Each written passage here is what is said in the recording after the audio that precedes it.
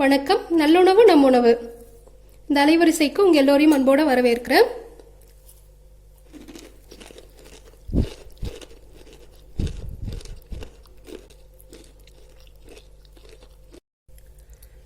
இப்போ நான் சாப்பிட்ட இந்த பருப்பு மிக்சர் எப்படி மொறு மொறுன்னு சத்தம் வந்தது பாருங்க. ரொம்ப ரொம்ப சுவையா இருக்கும். குழந்தைங்க ரொம்பவுமே விரும்பி சாப்பிடுவாங்க. 10 நிமிடம் போதும். இதை நம்ம வீட்டிலேயே செய்திடலாம். இதுக்கப்புறம் நீங்கள் கடையில் போய் வாங்கவே மாட்டீங்க. அந்த அளவுக்கு சுவையுடைய பருப்பு மிக்சர் தான் இன்னைக்கு இந்த காணொலியில எப்படி செய்யறதுன்னு பார்க்க போறோம். இது செய்யறதுக்கு தேவையான பொருட்கள் என்னன்னு பார்ப்போம். கடலை மாவு 200 கிராம், இடியாப்ப மாவு 1 தேக்கரண்டி, கடலை மாவு, இடியாப்ப மாவு எந்த மாவுமே பொருளை வாங்கிட்டு வந்து சுத்தம் செஞ்சு வீட்டிலேயே கழுவி காய வச்சு அதுக்கப்புறம் அரவையில் கொடுத்து இந்த மாதிரி அரைச்சி எடுத்து வச்சுக்கோங்க. இந்த இடியாப்ப மாவு எப்படி செய்யறதுங்கிறதையும் ஏற்கனவே ஒரு காணொலியில் போட்டிருக்கேன். 100 கிராம் அளவுக்கு மசூர் பருப்பு. மசூர் பருப்புங்கிறது தோலோட வாங்கிக்கணும். தோல் இல்லாமல் கிடைக்கும், அது சாம்பாரில் போடுறது. மிக்சருக்கு இந்த மாதிரி தோலோட வாங்கிக்கோங்க. மொதல் நாளே ராத்திரி ஊற வச்சுட்டு நம்ம செய்யறதுக்கு முன்னாடி இந்த மாதிரி தண்ணியை சுத்தமாக வடித்து எடுத்துடணும். பாருங்கள், இன்னமும் தண்ணி இருக்குது, அது வடியறதுக்காக வச்சிருக்கிறேன்.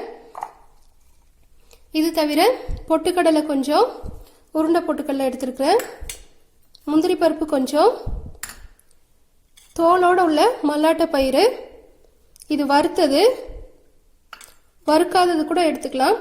இந்த 3த்துக்கும் அளவுலாம் கிடையாது, நம்மளுக்கு எவ்வளோ வேணுமோ அவ்வளோ எடுத்துக்கலாம். உப்பு கொஞ்சமாக, பெருங்காய பொடி கொஞ்சம், கருவேப்பிலை கொஞ்சம், மஞ்சப்பொடி 1/4 தேக்கரண்டி, வரமிளகா பொடி 1/2 தேக்கரண்டி அளவுக்கு தேவைப்படும். இதை எப்படி செய்யறதுன்னு பார்ப்போம். முதல்ல மாவை பிசைஞ்சு எடுத்துக்கலாம். இப்போ இந்த கடலை மாவு கூடவே இந்த இடியாப்ப மாவும் சேர்த்துடுறேன். 1/4 தேக்கரண்டி அளவுக்கு மஞ்சள் பொடி இதிலேயே சேர்த்துடலாம். இது எல்லாத்தையும் முதல்ல கலந்து விட்டுடணும். மாவுல உப்பு சேர்க்கக்கூடாது, கடைசியாக தான் சேர்க்கணும். இப்போ இதில் கொஞ்சம் கொஞ்சமாக தண்ணி தெளித்து சப்பாத்திக்கு இடியாப்பத்துக்கெல்லாம் மாவு பிசைகிற மாதிரி பிசைஞ்சு எடுத்துக்கணும்.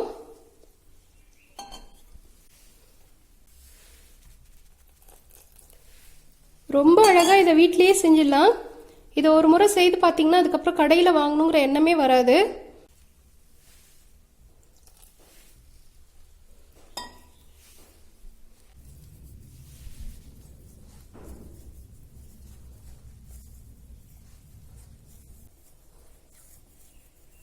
பிசையும் போது கொஞ்சம் கையில் பிசு பிசுன்னு ஒட்டுற மாதிரி இருக்கும். அப்புறம் எல்லாம் ஒன்றா சேர்ந்துருச்சுன்னா ஒட்டாது.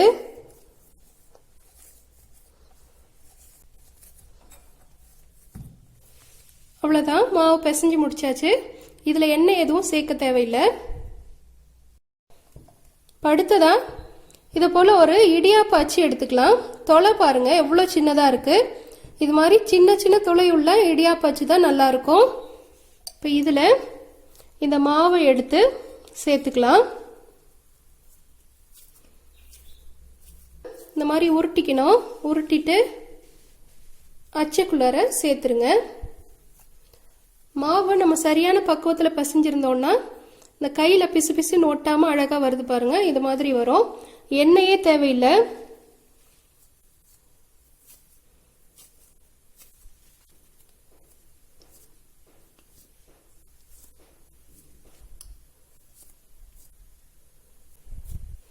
இந்த மாதிரி நரைச்சிடுங்க.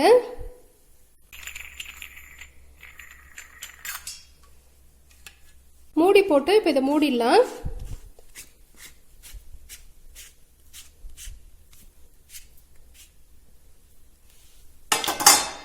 அடுத்ததாக பார்த்தீங்கன்னா ஒரு தாம்பூல தட்டில் செய்தித்தாள் போட்டுட்டு அது மேலே கொஞ்சம் திசுத்தாள் போட்டிருக்கிறேன். நம்ம பொரிச்சு எடுக்க போகிற இந்த மிக்சரை இதில் போட்டு வச்சிட்டோம்னா கொஞ்சம் இந்த எண்ணெய் எல்லாத்தையும் இது உறிஞ்சிரும். அடுத்ததாக அடுப்பில் ஒரு இரும்பு சட்டியில் 1/2 லிட்டர் அளவுக்கு எண்ணெய் சேர்த்து காய வச்சு வச்சிருக்கிறேன். எண்ணெய் காஞ்சது பாருங்க. நம்ம இப்படி கை வச்சோம்னா அந்த ஆவி கையில் அடிக்கணும். அந்த அளவுக்கு நல்லா காஞ்சிருக்கணும். எண்ணெய் நல்லா காஞ்சதும் நம்ம வச்சிருக்கிற மாவை இந்த எண்ணெயில் இப்போ நேரடியாகவே பிழிஞ்சு விட போகிறோம். ரொம்ப அதிகமாக பிழிஞ்சிடக்கூடாது. ஒரே ஒரு சுத்து இப்படி நேரடியாக பிழிஞ்சு விட்டுணும்.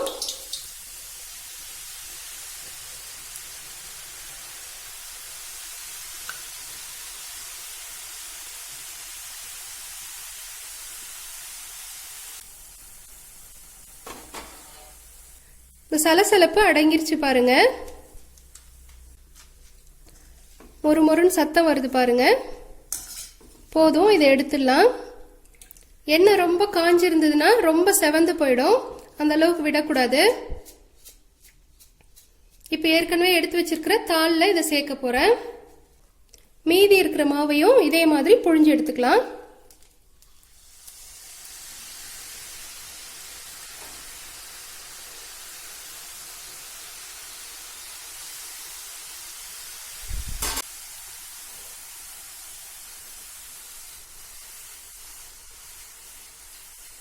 இப்போ இதையும் எடுத்துடுறேன். இதை புழிஞ்சு விடும்போது எண்ணெய் சட்டியில் தீ குறைச்சி வச்சுக்கோங்க. இப்போ நம்ம சுட்டு எடுத்த இந்த மிக்ஸ்சர் மொத்தத்தையும் இப்போ உடைச்சிக்கணும்.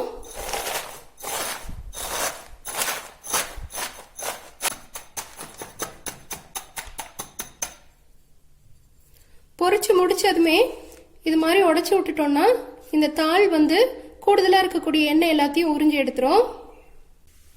இப்போ அடுத்ததா அதே எண்ணெயில் நம்ம எடுத்து வச்சிருக்கிற மல்லாட்டையை பொரிச்சு எடுத்துக்கலாம். இது வறுத்த மல்லாட்டை தான், இருந்தாலும் எண்ணெயில் கொஞ்ச நேரம் இருந்ததுன்னா நல்லா இருக்கும்.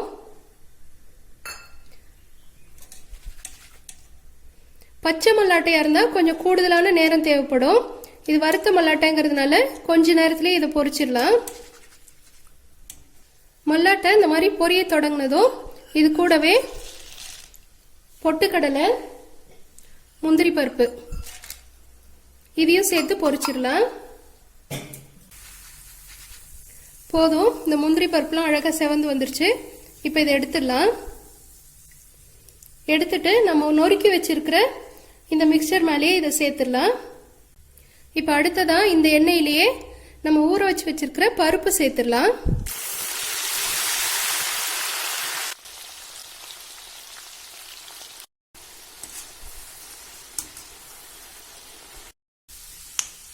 இப்போ பாருங்க, இந்த பருப்பெல்லாம் மேலேயே மிதக்க ஆரம்பிச்சிருச்சு. நல்லா பொரிஞ்சிருச்சுன்னா எடை குறைஞ்சு இந்த மாதிரி மேலே வந்துடும். இப்போ இதை எடுத்துடலாம்.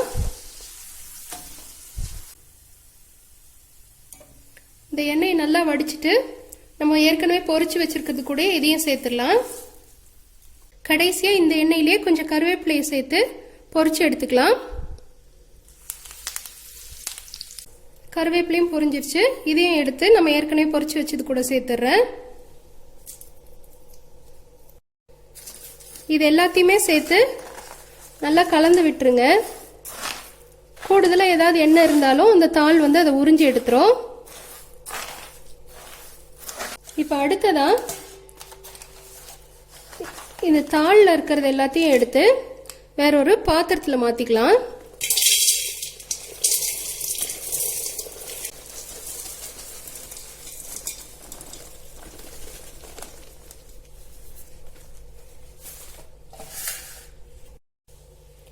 இப்போ இதில் கடைசியாக கொஞ்சமாக பெருங்காய பொடி சேர்த்துக்கலாம்.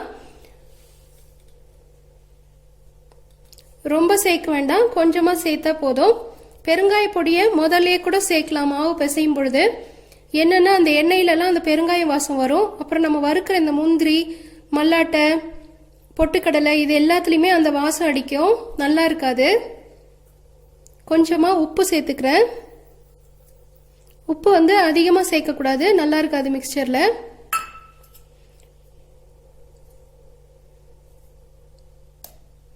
அரை தேக்கரண்டி அளவுக்கு வரமிளகா பொடி. இப்போ இந்த உப்பு மிளகா பொடி எல்லா இடத்துலையும் படுற மாதிரி நல்லா கலந்து விட்டுக்கணும்.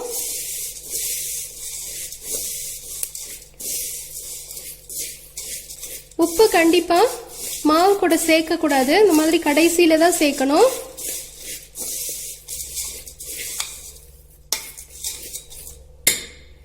அவ்வளோதான், அருமையான சுவையுடைய பருப்பு மிக்சர் செய்து முடிச்சாச்சு. இந்த காணொளி உங்களுக்குலாம் பிடிக்கும்னு நினைக்கிறேன். நீங்களும் உங்கள் வீட்டில் செய்து பார்த்துட்டு உங்களுடைய மேலான கருத்துக்களை கீழே உள்ள கருத்து பெட்டியில் பதிவிடுங்க. நன்றி.